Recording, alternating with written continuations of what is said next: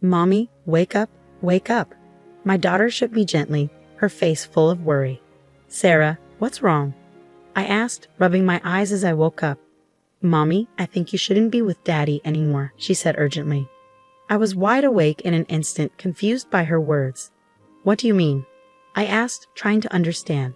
Sarah explained that she thought it would be better if Dad and I split up. Why would you say that? I was shocked by her suggestion, but as she explained, I realized she had a point. My name is Emma Simpson, and I'm a 34-year-old mom who works full-time. I sell insurance for a big company.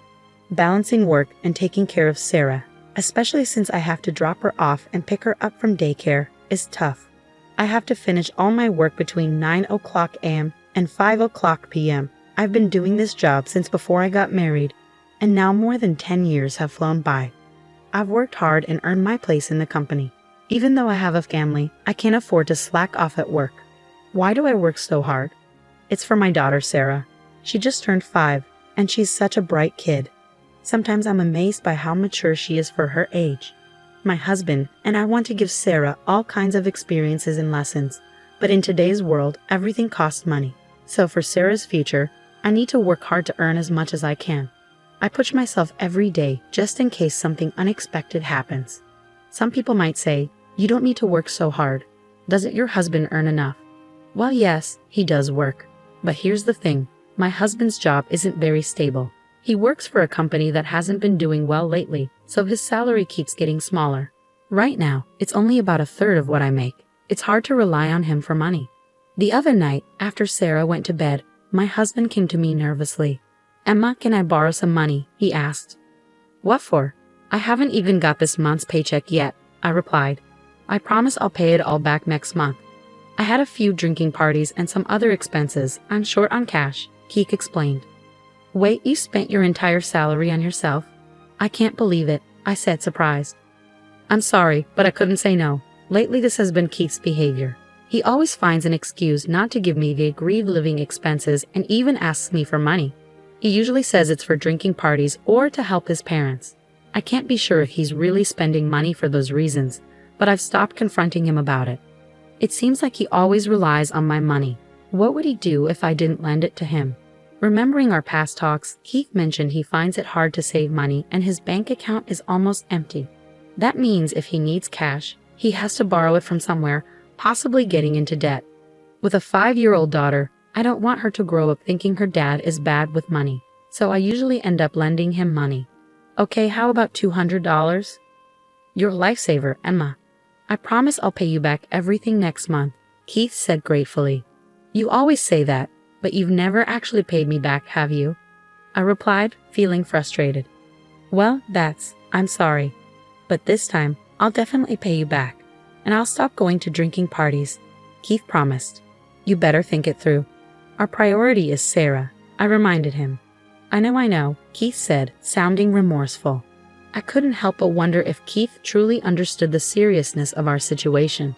Doubting him made me feel awful, but sometimes it was hard not to. I let out a deep sigh, feeling conflicted. I support Keith so much not just because he's my husband, but because he's an amazing dad to Sarah. Every weekend he makes sure to spend quality time with her. One morning, Keith suggested, Emma, I'll take care of Sarah today. Why don't you go out and relax? But I have so much to do at home, I replied. Don't worry about it. We can order lunch and tidy up together. I'll handle what I can, Keith insisted. Really? Sarah, still half asleep, smiled. Can you wait, Sarah? It'll be just you and Daddy playing, I said to her. Rubbing her eyes, Sarah hugged me and said, I'm fine with that, Mommy. Okay then, maybe I'll go shopping for a bit, I said, feeling a bit relieved. Yay. But don't forget to get me something too, Sarah exclaimed. I'll bring back your favorite bread, I promised. Yay, thank you, Mommy. Sarah cheered, her face lighting up with joy. Sarah, at just 5 years old, behaves surprisingly well. Of course, I wouldn't leave her alone at home. Even though I felt a bit nervous about leaving her with my husband, just in case, I left a note in Sarah's bag with my phone number on it. I always remind her, call me if anything happens. Everything will be okay. That day, I went shopping by myself for the first time in a while. But even after browsing the department store, I couldn't find anything I really wanted, so instead of buying something for myself, I picked out some clothes I thought Sarah would like and got her favorite chocolate croissant. "I'm home," I announced as I opened the door. Sarah came running to me with a big smile. "Mommy, welcome back. How was shopping? Did you have fun?" "I'm back, Sarah. It was nice to have some time to myself. Here's the surprise I got for you," I said, handing her the treats. "Wow, a chocolate croissant and new clothes too. Can we have the croissant tomorrow morning? Wait, where's Daddy?" "Oh, Daddy's out on the balcony talking on the phone," I replied. "On the phone? Who's he talking to?" I wondered aloud. When I peeked out onto the balcony, I saw Sarah was right. My husband was happily chatting away while smoking. When I tapped on the window, he looked surprised and quickly ended the call, asking, "You're back already?" "Yeah, I'm back. But who were you talking to?" I asked. "Oh, it was just work stuff," he replied casually. "You left Sarah alone inside the house?" I asked, feeling a bit frustrated. "I'm sorry it came up suddenly." "Sorry, Sarah," he apologized, looking sheepish. Sarah looked disappointed and said, "Mommy, did you know? Daddy said he'd play with me, but he was on the phone a lot today." "Really?" "Yeah, you're right. He promised we'd read a book together," I confirmed, feeling a bit let down. When I looked at my husband, he seemed regretful. That night, we had dinner together as usual, and I bathed Sarah. Because I felt bad for leaving her alone during the day, I tried to spend extra time with her. After Sarah fell asleep, I had a serious talk with my husband. "Keith, are you really that busy? It feels like you're always on work calls, even on weekends." "Yeah, the workload has been crazy, and I've had to do a lot of overtime. So when I've been coming home late lately, it's because of work, not going out drinking." "Okay, it's because of work. But when you're on the phone, can you make sure to spend time with Sarah too? Work is important, but so is our family," I reminded him. "Okay, but Sarah looked really lonely. From now on, when I go out, I'll take Sarah with me. And if you're going to be busy with work, just let me know in advance," Keith promised. "Got it. I'm going to bed now," Keith said, bidding good night before heading to the bedroom with his phone. For the past 6 months, Sarah and I had been sleeping in the same bed more often, while Keith slept alone in the bedroom. Although I enjoyed sleeping next to Sarah, I couldn't deny that our time together as a couple had decreased. Keith didn't seem bothered by it, but as a woman, I sometimes felt a twinge of loneliness. Then, one night, "Mommy, wake up." Sarah's sudden voice jolted me awake. I glanced at the clock. It was 2 a.m. in the quiet darkness.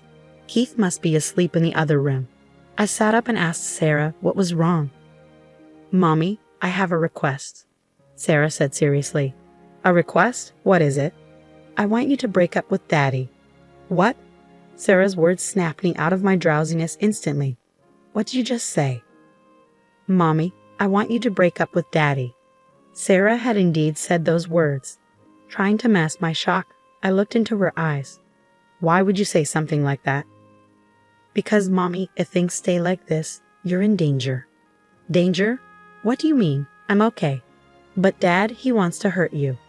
"What happened, Sarah?" I asked, my heart pounding in my chest. Tears streamed down Sarah's face as she cried, but she seemed to calm down a bit when I gently stroked her back. "Earlier, when I got up to use the bathroom, I heard Dad talking on the phone in his room." "Really? What was he talking about?" I asked, feeling a mix of worry and confusion. "He said it would be good if something happened to you, Emma, so we could get the insurance money." "What's insurance money?" I asked, though deep down, I already knew. They were talking about hurting me on purpose. Why, Keith? Why would he say that? "Also, Daddy said, I love you on the phone, but not to you." "It was to someone else," Sarah added. "Don't worry, Sarah. I'll make sure everything's okay," I reassured her, though tears were welling up in my eyes again. My daughter, so young yet so perceptive. She must have sensed something was wrong. Children are often very aware of their parents' feelings and actions, even at a young age. Despite her tender years, Sarah must be worried about my safety. At that moment, tears of gratitude and anger mixed in my eyes. Gratitude towards Sarah for her bravery and concern, and anger and sadness towards Keith for his actions. My little girl trying so hard to protect me. Now that she's spoken up, it's time for me to take action too. I have to do something about this situation myself. Looking at Sarah, I began to speak slowly. "Sarah, I need to talk about something very important. Can you listen carefully?" "I'm listening, Mommy." And if what you said earlier is true, then you can't stay with Daddy anymore, right? That's right. I'm considering leaving this house. What do you think, Sarah? Sarah paused for a moment, thinking deeply, but then she looked at me with determination and replied, I want to stay with you, Mommy. Are you sure about leaving? Yes, I'm sure. I can't be without you. Thank you, Sarah. Let's go. Okay. I instructed her to quietly and quickly gather her things. Sarah began to pack her backpack, being careful not to make any noise to alert her father. I hadn't realized how mature and responsible she had become. Touched by her growth, I too prepared to leave, leaving my wedding ring on the living room table. Together, we left the house. It was still dark outside when we arrived at my parents' house and rang the doorbell at 5:00 a.m. My mother, looking sleepy, answered the door. Emma and Sarah too. What brings you here so early? I'm sorry for dropping in like this, Mom. Can we stay here for a while? Of course, dear. But what's going on? There's something you need to talk about. After my mother showed me to the living room, she put Sarah to bed in the adjacent room. Sarah looked exhausted and quickly drifted off to sleep. A comforting cup of tea sat on the table in front of me, courtesy of my mother. Taking a sip, I gathered my thoughts and began to speak. It seems Keith is planning something involving me, possibly an accident, I said, the words heavy on my tongue. My parents were stunned into silence. My father, trying to maintain his composure, asked, What do you mean? Why would Keith do such a thing? Sarah overheard Keith talking on the phone. He told the person he loved her. I suspect he's having an affair. That's unbelievable. An affair? But Sarah only heard the call. How can you be sure? My father's disbelief was evident in his tone. I brought Keith's tablet. If we look into it, things might become clearer, I said, pulling out the tablet from my bag. Since Keith wasn't likely using his phone to communicate with his lover, he must have been using this tablet instead. When I opened it, I found that it wasn't locked. As I cautiously scrolled through the screen, my suspicions were confirmed when I opened the email app. There were numerous exchanges with a woman I didn't recognize. This, my mother pointed at the screen, appears to be a detailed plan to cause an accident involving you. I quickly snapped photos of the emails as solid evidence and printed out the conversation for future reference. Just then, my cell phone rang from inside my bag. Glancing at the screen, I saw it was a call from Keith. With determination, I answered the call and switched to speaker mode. Hello, what's up, Emma? Where are you? I woke up and no one was in the house. I'm worried, Keith's voice came through. Is that all you have to say? Really? What do you mean? I'm worried about the two of you, I retorted, my voice trembling with anger. How dare you say that? Are you planning to get me caught in an accident? Keith's response was swift, his tone defensive. What? Why would you say that? Keith's voice over the phone sounded shaken. He must have been shocked to realize that I knew about the secret plan he had been hiding. He probably used to call his mistress while I was asleep. Now that he knew I was aware of everything, he must be completely confused. And he probably hasn't realized yet that I have a reliable ally in Sarah. I heard it from Sarah. You planned to cause an accident so you could get insurance money, Sarah interjected. That's not true, it can't be, Keith denied vehemently. And what can't be true? Sarah told me about your conversations with your mistress. I know about your plan to harm me and claim the insurance money, I said firmly. Why would she say that? Keith's protest sounded feeble, confirming my suspicions about both the affair and the accident plan. Keith seemed at a loss for words, inadvertently admitting the truth. His guilt was undeniable. I never thought you could stoop so low. I'll raise Sarah properly. Why don't you go live happily with your mistress? I never want anything to do with someone like you again. Remember this. I'll never forgive this betrayal. I couldn't help but raise my voice in anger as I spoke to Keith. Without waiting for his response, I hung up the phone. It seems I woke up my daughter with my raised voice, I said, noticing Sarah standing in the doorway. Mommy, are you okay? Sarah asked, her voice filled with concern. Sorry, Sarah. Did I wake you up? I asked, feeling guilty. No, don't worry about it. What happened with Daddy? Sarah's concern was evident in her voice. It's okay now. You don't have to worry anymore. I reassured her. Really? Are we safe? Can we always be together? Sarah's eyes were filled with hope. I nodded and smiled at my daughter's bright eyes. Then I hugged Sarah tightly, comforting her. Soon after, I made the decision to divorce Keith. Through my lawyer, I successfully claimed a significant amount in child support. Although Keith's actions could have warranted police intervention, I didn't want to cause any more disruption for Sarah's sake. I completely cut ties with Keith and left the legal matters to my lawyer.